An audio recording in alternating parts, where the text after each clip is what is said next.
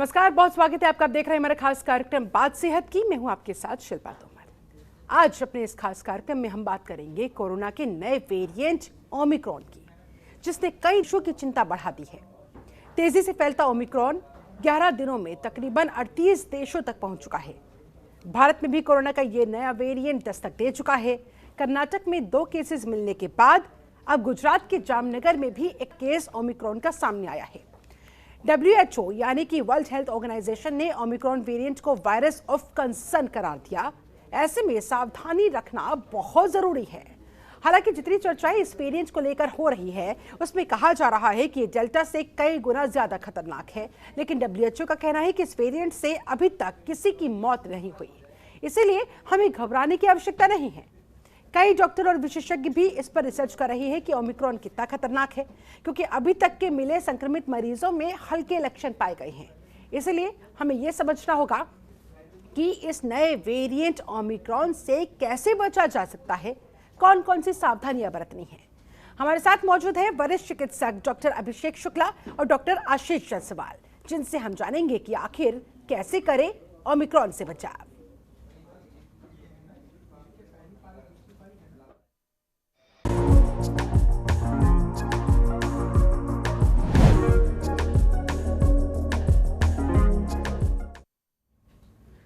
चलिए करते हैं चर्चा की शुरुआत। डॉक्टर अभिषेक शुक्ला हमारे साथ मौजूद है, डॉक्टर आशीष जायसवाल हमारे साथ मौजूद है। आप दोनों का ही बहुत बहुत स्वागत करती हूं। चर्चा की शुरुआत सबसे पहले डॉक्टर आशीष आप ही के साथ। कितना खतरनाक है ये नया वेरिएंट कोरोना का ओमिक्रॉन? 2 केसेस कर्नाटक में, 1 केस गुजरात के जामनगर में निकलकर सामने आ चुके हैं, लेकिन ये कितना फैटल, फिलहाल क्या कहा जाए इसके बारे में? देखिए, सबको समझना पड़ेगा जो ये अभी तक जो सारे केसेस साउथ अफ्रीका में आए हैं, आपको देखना पड़ेगा with in 10 days south Africa में जो केसेस जो 100 केसेस से कम थे वो 4000 तक आने लगे, 8000 केसेस दिन में आने लग गए। इसका ये मतलब समझ के आ रहा है कि ये वेरिएंट बहुत ही इन्फेक्शियस है, मतलब ये वेरिएंट बहुत जल्दी ट्रांसमिट हो सकता है एक दूसरे से तीसरे में, जो कि एक हम लोग का वेरिएंट ऑफ कंसर्न है। मगर जहां तक बात है इसकी फैटेलिटी की या इसकी मॉर्टेलिटी की, तो वो बहुत कम पाई गई है। इनफैक्ट साउथ अफ्रीका में जहां पे सबसे ज्यादा पेशेंट है, वहां पे भी अभी तक कोई 10 के लिए नहीं हुई है, और जो भी इलनेस है वो भी बहुत ही माइल्ड तरीके की इलनेस है। मगर पॉइंट यही है कि हमें कभी इसके लिए इसको ऐसे नहीं चाहिए। तो हमारे पास हमारे मास्क, सैनिटेशन, वेंटिलेशन, जो हमारा वैक्सीनेशन है वो बहुत इंपॉर्टेंट है। सबसे इंपॉर्टेंट इसके अंदर ये है कि जिन्होंने अभी तक एक वैक्सीन नहीं लिया है वो अपना एक वैक्सीन ले, या जो एक ले चुके वो अपना दूसरा ले, या जो एट द रिस्क पेशेंट हैं, जो जिनको कोई बीमारी है, या जो डायबिटिक, कार्डिक, या जो कैंसर के पेशेंट है, वो अपना फटाफट दोनों वैक्सीनेशन का डोज पूरा करें। क्योंकि अगर ये वैक्सीनेशन सबको हो जाती है तो वैक्सीनेशन में देखा गया है कि बहुत ही माइल्ड इलनेस है, इसलिए घबराने की बात नहीं है। डॉक्टर अभिषेक शुक्ला, आप क्या कहेंगे? ओमिक्रॉन ने पूरे देश की चिंता बढ़ा दी है। अभी फिलहाल देश में 3 केसेस में पुष्टि हुई है इस नए वेरिएंट की, लेकिन बहुत सारे लोग अगर इन तीनों पेशेंट्स के संपर्क में आए होंगे, जो कि अभी ट्रेसिंग का काम चल रहा है, उन्हें चेक करने का काम चल रहा है, उन तक पहुंचने का काम चल रहा है, ऐसे में बहुत तेजी के साथ ये वेरिएंट अपने आप को फैलाता है, संक्रमण की जद में लोगों को ले रहा है। चिंता इस वजह से भी और ज्यादा बढ़ती हुई, तो क्या किया जाना चाहिए? SARS-CoV-2 वायरस का नया वेरिएंट जो साउथ अफ्रीका में लास्ट वीक में लगभग 24 नवंबर के आसपास ट्रेस किया गया है, और इसमें यह देखा गया है कि इसमें ट्रांसमिशन की ताकत बहुत ज्यादा बहुत तेज है, और काफी कम समय में ये सिर्फ अफ्रीका ही नहीं, हाँ। 35 से 40 देशों में इसने गति से अपना स्थान बना लिया है, और लगभग विश्व के हर कोने में ये म्यूटेशन पहुंचने में कामयाब हुआ है। अब रही बात कि ये जो म्यूटेशन है ये ह्यूमन बीइंग्स के लिए या मैनकाइंड के लिए कितना खतरनाक साबित होगा, ये सिर्फ आने वाला समय ही बताएगा। क्योंकि कोई भी म्यूटेशन अभी अगर 1 हफ्ते पहले हम लोगों ने उसके बारे में जाना है या 10 दिन पहले जाना है, तो ये थोड़ा कम समय है इस बात पे कोई टिप्पणी करने के लिए।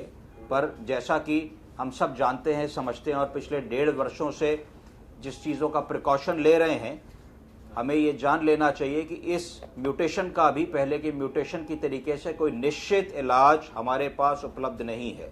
और यदि जो वल्नरेबल पॉपुलेशन है जैसे कि बच्चे, जैसे कि प्रेग्नेंट वुमेन, जैसे कि बुजुर्ग लोग, जैसे कि वो लोग जिनको 2, 3, 4 या उससे अधिक गंभीर बीमारियां या कोमॉर्बिड इलनेसेस हैं, जैसे कि blood pressure, diabetes, uncontrolled sugar, thyroid, coronary artery disease, osteoarthritis, advanced old age, उन लोगों को बहुत ज्यादा बच के रहने की जरूरत है, क्योंकि इसका आंकलन जब तक होगा कि ये वायरस घातक है कि कम घातक है, कहीं देर ना हो जाए। हम लोगों को घर से तभी निकलना चाहिए जब बहुत जरूरी हो, लेकिन हमें अभी इस बारे में पता ही नहीं है कि कितना खतरनाक है, कितना घातक है, कितना फैटल है। चिंता इसी बात की है डॉक्टर अभिषेक शुक्ला की बहुत सारे लोग जो विदेश यात्रा करके भारत लौटे हैं वो गायब हो रहे हैं, वो छिप रहे हैं, वो अपने मोबाइल फोन स्विच ऑफ कर रहे हैं, उन तक संपर्क नहीं हो पा रहा है। बहुत ज्यादा कंसर्न को बढ़ाता है कि अगर कहीं वो संक्रमित हुए तो वो जहां पर छिपे हुए, वहां पर जिन जिन लोगों के संपर्क में आएंगे वहां पर एक तरीके से अंदर ही अंदर ये वायरस विकराल रूप धारण करता रहेगा। और एकदम से फिर से कि ये काफी बड़ी चिंता का विषय है, और आपके चैनल के माध्यम से ये अनुरोध करना चाहूंगा ऐसे नागरिक या ऐसे विजिटर्स जो न्यू ईयर के उपलक्ष्य में, क्रिसमस के उपलक्ष्य में, ईस्टर के उपलक्ष्य में दूर दराज से ट्रेवल करके अपने भारतवर्ष में या और देशों में जा रहे हैं, उनको उस देश की कानून व्यवस्था का पालन करना चाहिए, सहयोग करना चाहिए, और सिर्फ इस लालच को मन में न रखकर कि हम थोड़ा जल्दी घर पहुंच जाएं। एक कोविड-19 के 12 घंटे 20 घंटे उतना समय के बाद ही उनको जो है क्वारंटाइन का समय निकाल के ही घर जाना चाहिए, जिससे कि उनके संपर्क में यदि लोग आते हैं और अगर वो कोई वायरस कैरी कर रहे हैं जिसके बारे में उनको जानकारी नहीं है, तो इससे जो डैमेज कंट्रोल है वो मिनिमाइज किया जा सके और इस संक्रमण बड़े पैमाने पे फैलने से रोका जा सके। लोगों को इस बात को समझना होगा। डॉक्टर आशीष, याद आ रही है वो दिन भी जब दूसरी लहर पहले लोग इसी तरह से विदेश यात्रा के बाद अपने घरों में छिप रहे थे, वो ना प्रशासन को ना सरकार को जानकारी दे रहे थे कि भाई वो किस की ट्रैवल करके आए हैं, और अगर उनके अंदर कोई सिम्टम है वो भी नहीं बता रहे थे। और इसका नतीजा क्या देखा हमने दूसरी लहर के रूप में? कहीं ऐसा ना होने पाए।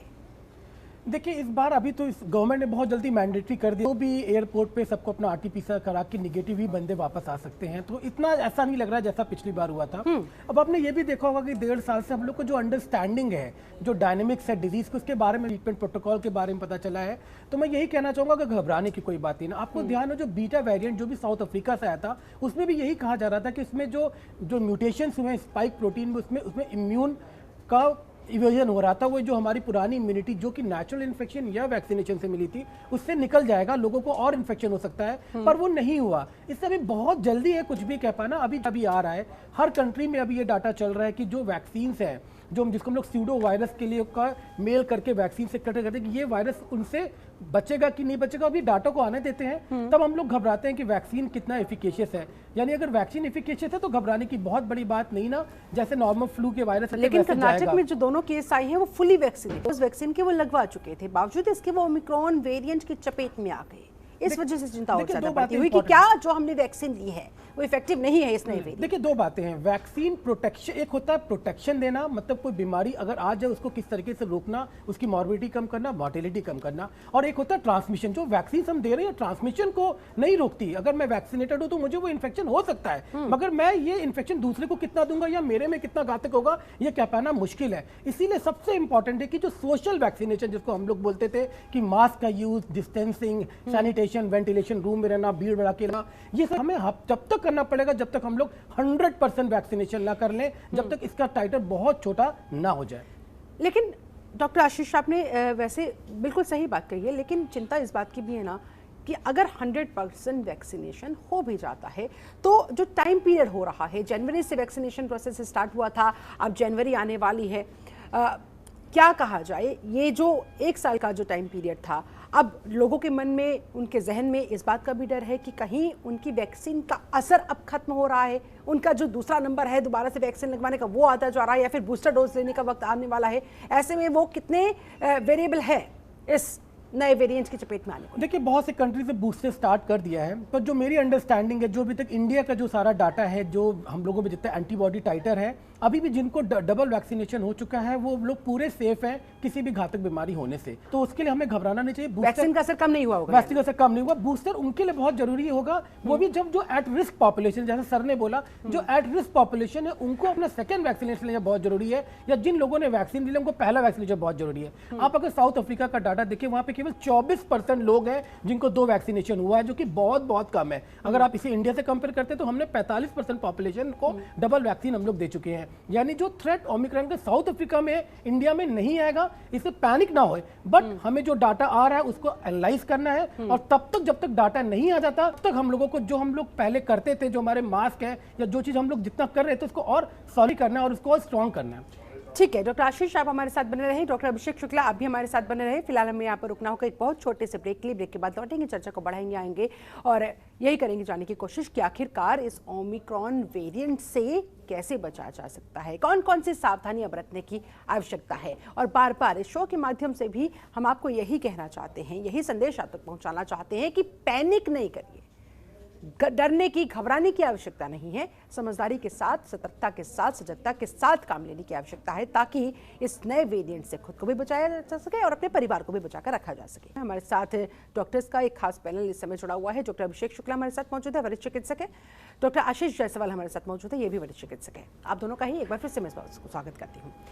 डॉक्टर अभिषेक शुक्ला, कैसे इस ओमिक्रॉन वेरिएंट से फिर बचा जाए, जरा लोगों को वो सावधानियां बताइए जो उन्हें बरतने की आवश्यकता है, क्योंकि वो कहते हैं ना, precaution is always better than cure.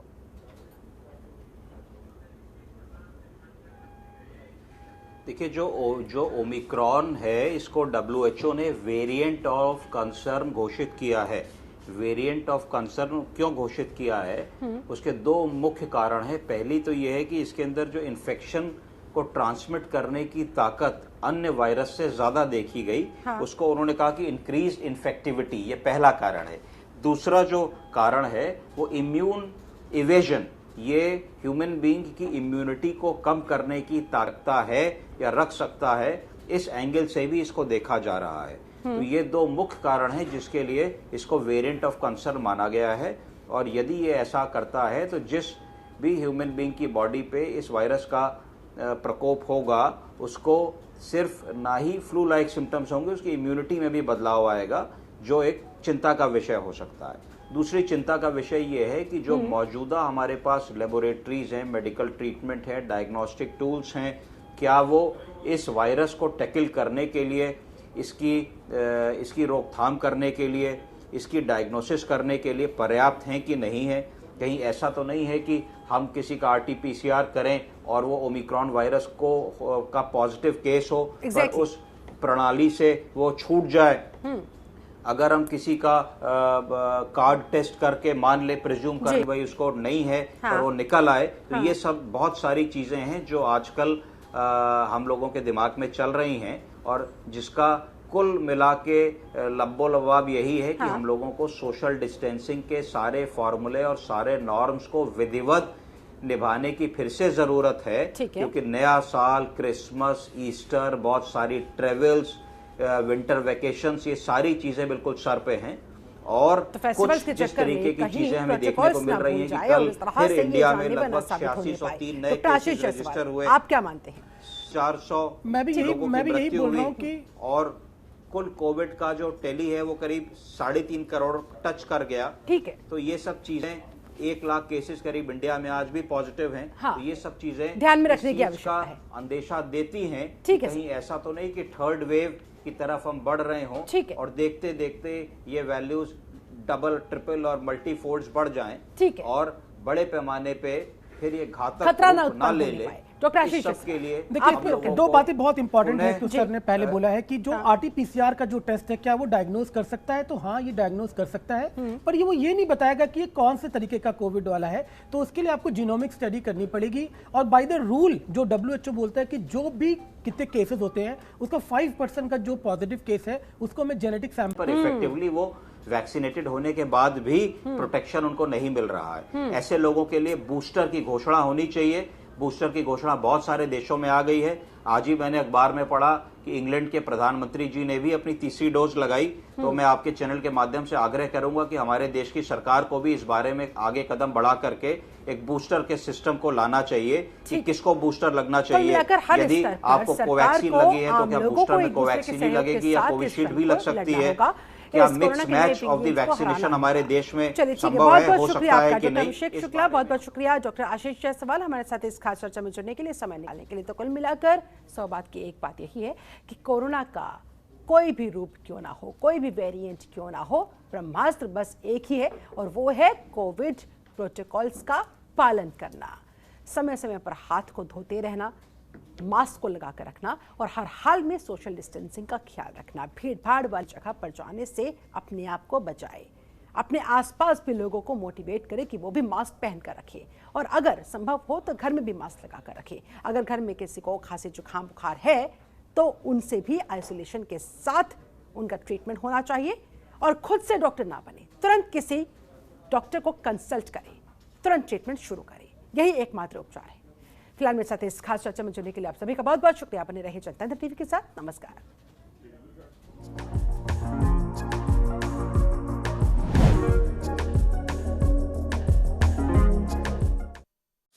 खबरों के निष्पक्ष विश्लेषण के लिए सब्सक्राइब करें Janatantra TV and press the bell icon. Never miss any update.